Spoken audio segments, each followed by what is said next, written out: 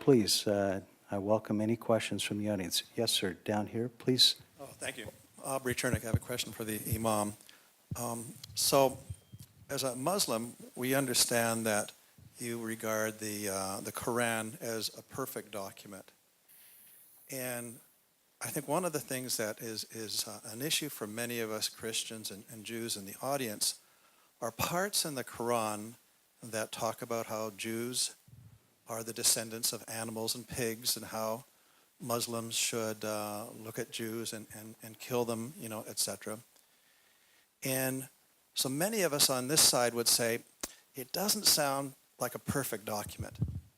So the question is, where do we go, since my understanding is you can't call for any changes to the Quran or these offensive phrases, and you can't even participate in a dialogue about whether we should or not. How do we get there? Because again, on our side, we still find these phrases offensive. Thank you very much. Thank you.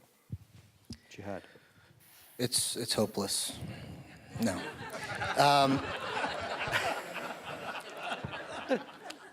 The first thing I would say is the Quran actually doesn't say that. If you read the Quran as a document as a whole, which, how many of you have read the Quran from cover to cover? 1, 2, 3, 4, 5. He's memorized a third of it. So the Quran doesn't say exactly that. What the Quran says is, and you'll be surprised to hear, إن الذين كفروا إن الذين آمنوا والذين هادوا والنصارى والصابئين من آمن بالله واليوم الآخر وعمل صالحا فلهم أجرهم عند ربهم ولا خوف عليهم ولا هم يحزنون. So there you have the answer right there. What the Quran says is, surprisingly, as a document that has exclusive truth claims, namely that God is one, that there's a heaven and hell, a day of judgment, etc., and that Muhammad is a messenger of God, it nonetheless says, and this verse is repeated more than once in the Quran, those who believe, Christians, Jews, Sabians, any Sabians in the house? No. Anyone, and it goes on, I'm quoting literally, verbatim, whosoever believes in God and in the last day and does good deeds has nothing to fear for their soul, nor shall they grieve. So it's a surprisingly inclusive theological statement that salvation can be attained by any believer, Christian, Jew, etc. Moses is one of the most common names in Islam, as is Jacob and David and Isaac and Abraham, of course. Islam is not anti-Israelite or anti-Jewish.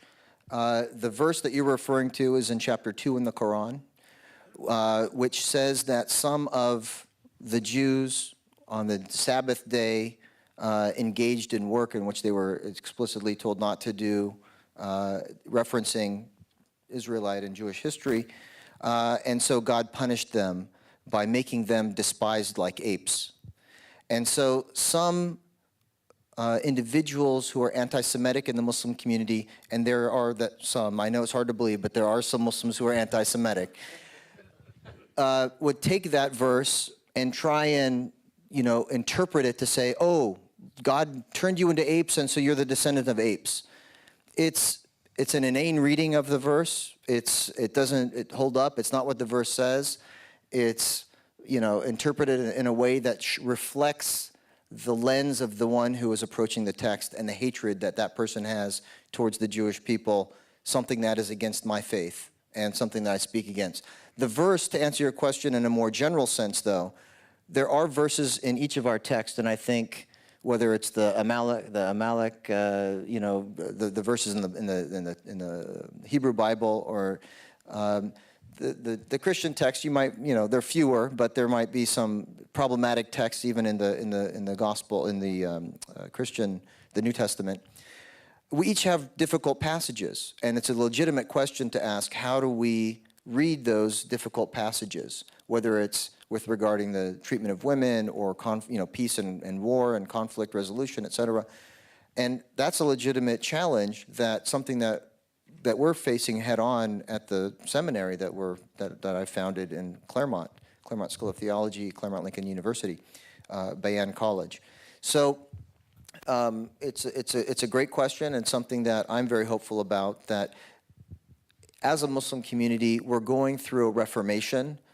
We don't have a hierarchical structure per se, but there is an attempt to approach the Quranic text in a way that holds at the core the moral teachings of religion and brings out the best of the faith. Thank you, Jihad. Another question. Let me see if there's people on the side that are asking, because I've been just focusing on the middle of the room. Any extremists on either side? Yes, please, over here. Yes, sir, right there. You know, here in the States, I think we get a sense of whether you're conservative, you're liberal, because of the way our society is set up. Everybody's voice is heard.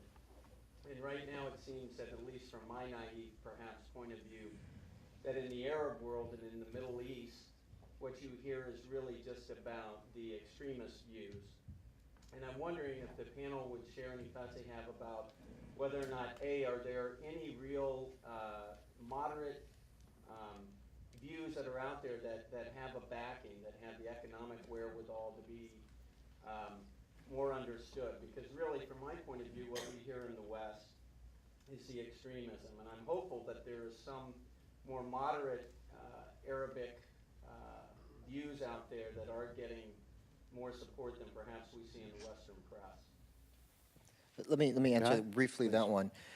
Two hopeful answers to your question. Number one is the Arab Spring. I think for the first time in my lifetime, I see coverage of the Arab and Muslim world in a way that reflects what the people actually think, and not just the views of those who are most extreme. And when you see the masses going out in Egypt, you saw Muslims and Christians together in the struggle for the values that they share in common. And when it was time for prayer, the Christians, you saw protecting the Muslims from the militant, the military, Egyptian military. This is, of course, a year ago, before Mubarak was overthrown.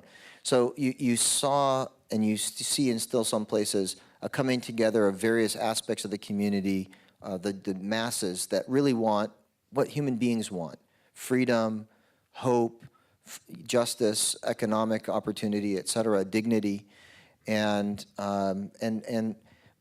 again, as a person of religion, I want religion to be the main thing, but religion is usually not the most powerful force in society. I hope it will be a force for good, and that's something that we're working on in our projects here locally. I think we're each working on that.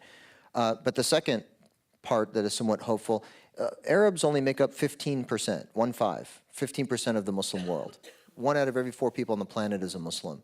So you have other examples, some worse, some better, but you see at least some potential models in Turkey, for example, where there's an Islamic-leaning government, and there's still issues and problems, et cetera, but they're somewhat well-adjusted to Western-style liberal democracy and modernity, et cetera, and Islamic faith. But they're not really a pluralistic society. They're 98% Muslim. Malaysia is another example of a society that's generally rather moderate, and they have their political struggles and whatnot. But there are other examples of Muslim countries where democracy and human rights and values that we share here in the West are held up. And I'm hopeful in some of what can come out of the Arab Spring in the Muslim world. Thank you, Jihad. Brian? I would just say that I don't think the goal is moderation, because moderation never carries the day. And if you think about it, in Germany, not many Germans were really Nazis, and yet at the end of the day, they made no difference, because it was the Nazis that carried the day. I think the goal is not so much to be moderate, but to become passionate militants for reconciliation, for peacemaking, to reach out to the other.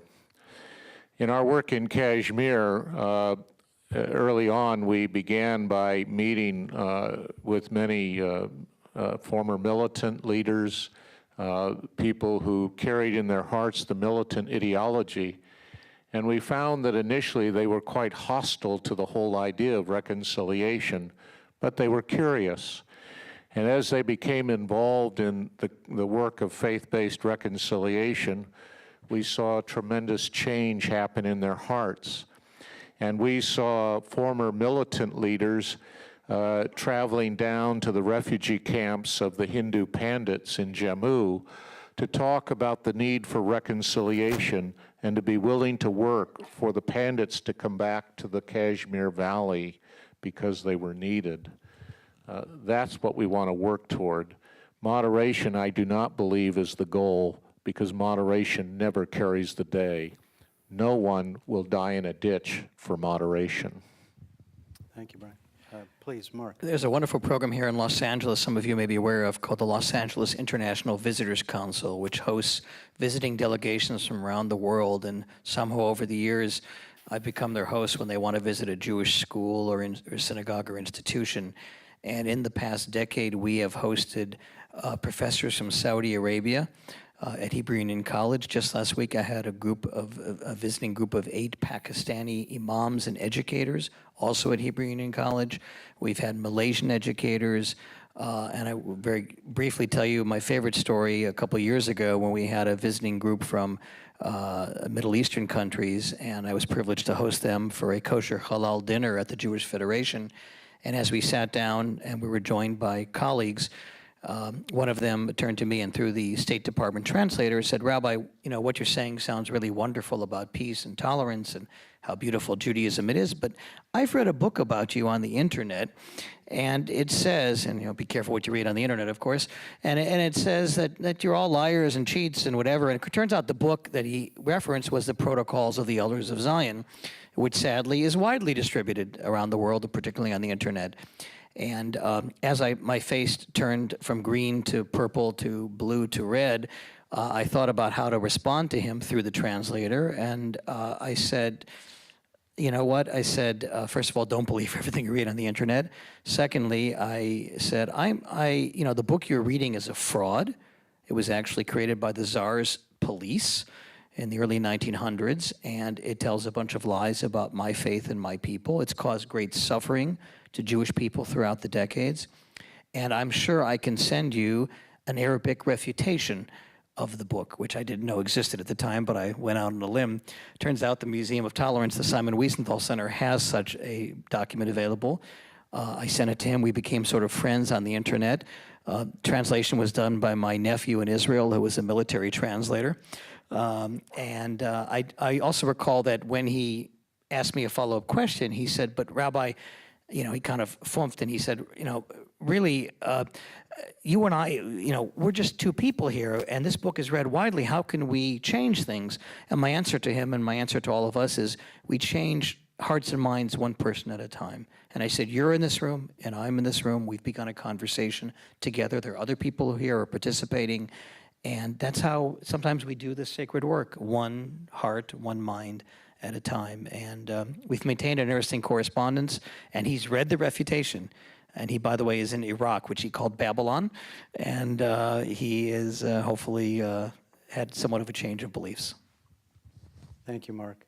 Now I'll take the question from the woman in the middle. Yes, ma'am, please. Rabbi Diamond, what do you think about what's going on in Israel now with the ultra-Orthodox rabbis making very hateful comments about the Israeli Arabs and not being sanctioned by the government? It's an important question. I think it's despicable, okay, and should be condemned in the strongest possible language. I would just caution us that not all Orthodox or ultra-Orthodox rabbis think that way, but there are voices. I alluded earlier to the two most infamous examples. There are voices of religious extremism and hatred in all of our faith communities, and we certainly have our share as well. And I condemn that in the strongest possible language. There are some, you know, I see very alarming trends among some of my co-religionists, some of our co-religionists, and it troubles me deeply.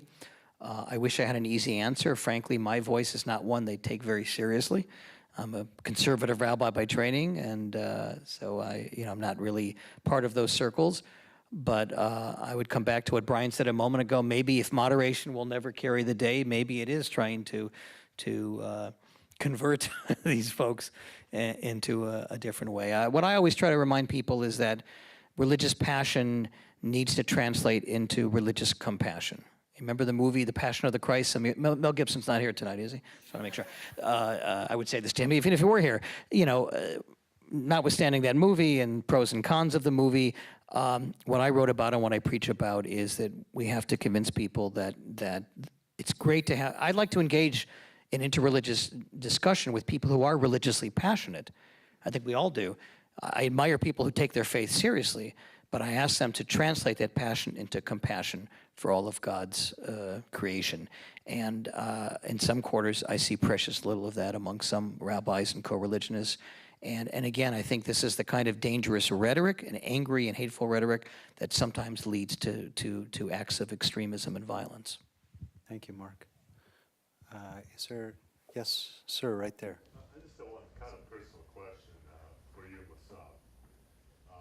And just to understand, this comes really from a place of gratitude for what you've done and for what you stand for. But thinking about sacrifice you've made, I'm trying to think of what your last conversation with your father was like.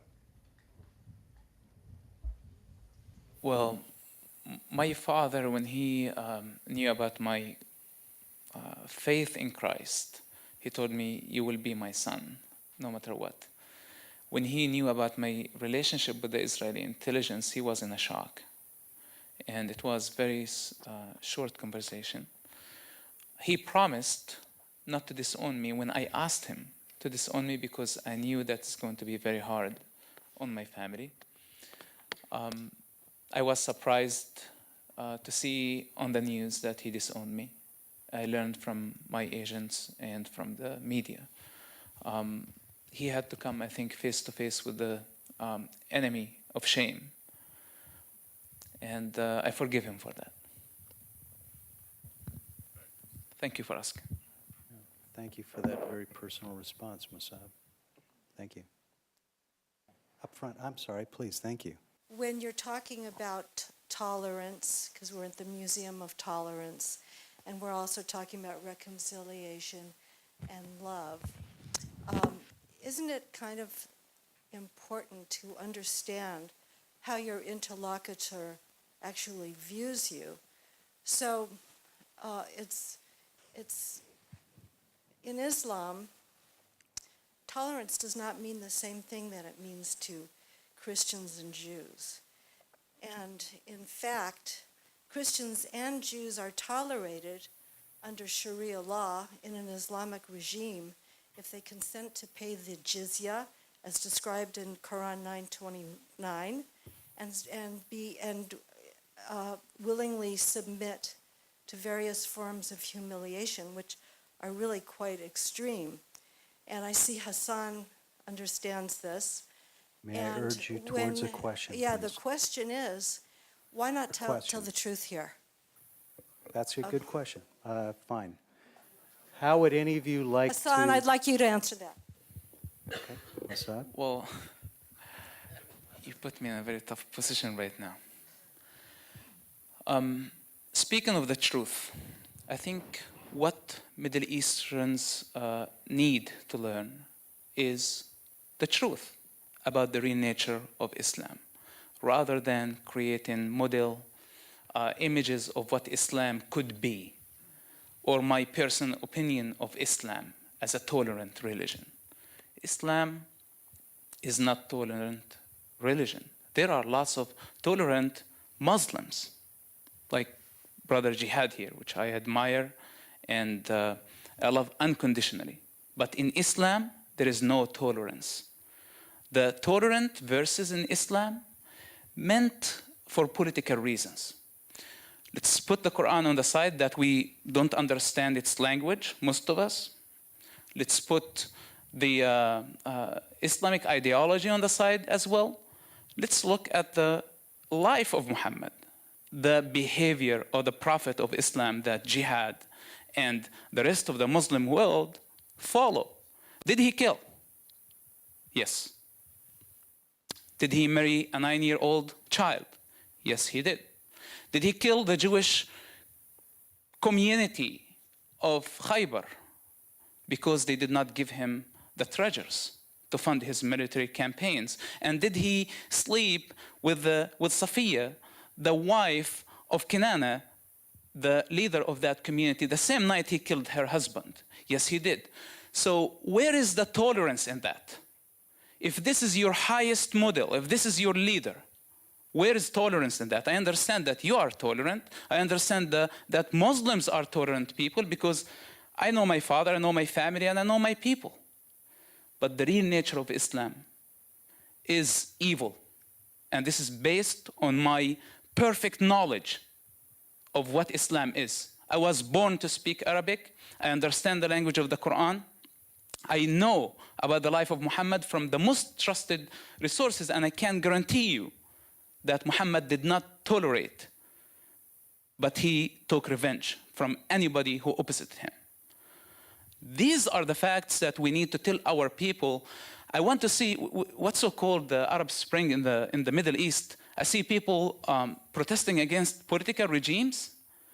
I want to see Middle Easterns protesting against the absolute control of religion, against Islam itself, against Allah himself in the streets. When we see that happening in the Middle East, then we can say that this is a spring.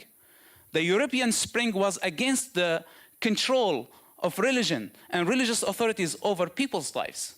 It was not against political systems.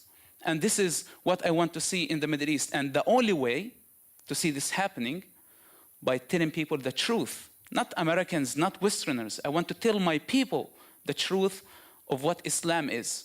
And I will see them fighting because they don't belong to that religion. They belong to God, the Most High One who created them. Thank you. Jihad, I'd like to give you an opportunity to respond if you'd like, and I'll give any other panel members an opportunity to respond as well. Where do I begin? Well, first of all, it's interesting that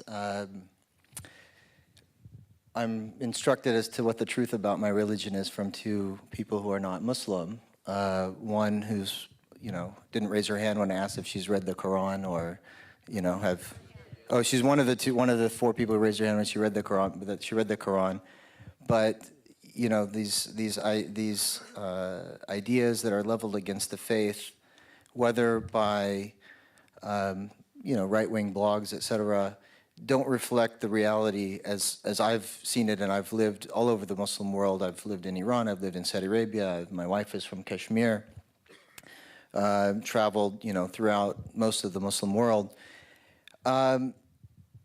The first thing about the Prophet Muhammad, there are no references to the incidents that my colleague here referenced in the Quran.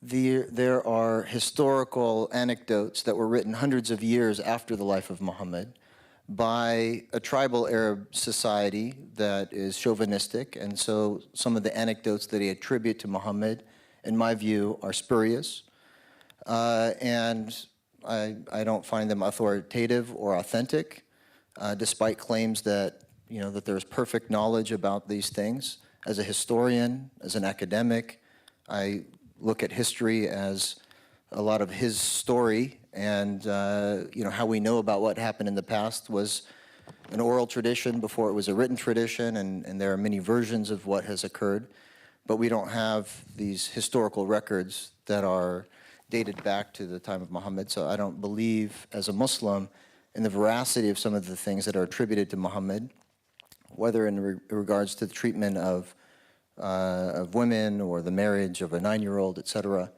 That's not in the Quran. The Quran, I believe, is a divinely inspired text, but it's interpreted by, through the lens of human beings, and that it's interpreted by many Muslims who come from tribal societies that have their biases, that have their prejudices, that have their imperfections, and interpret them in ways that I think are false and fallible, and not only for the contemporary age, but throughout all of humanity. I don't believe, as my colleague does here, that what is ultimately in the best interest of humanity, that people rise up against God in the streets. And Arabic, Allah is just the Arabic word for God. God, the creator. I don't think that that's the answer. I think that, 2 weeks ago I was quoted in an article in the Orange County Register, in an article written by Jim Hench, referencing the work that our community is doing with Saddleback Church, an evangelical church in Orange County, with Pastor Rick Warren. And we were characterized by the author of the article as, having been invited there many times and spoken at the church there, and in close conversation and in collaboration with their pastors. We authored a document that identifies that we both believe in one God, that we are commanded to love our neighbor and to love God, and we committed to becoming friends, knowing one another, and working for the common good. When the article came out, almost 500 comments were immediately posted by zealous Christians who were condemning Rick Warren and Saddleback Church for engaging in conversation with Muslims or friendships with Muslims, and suggesting that Rick Warren is going to go to hell, et cetera, et cetera. The comments that were listed there by Muslims in response to the article were in support of the initiative and the effort.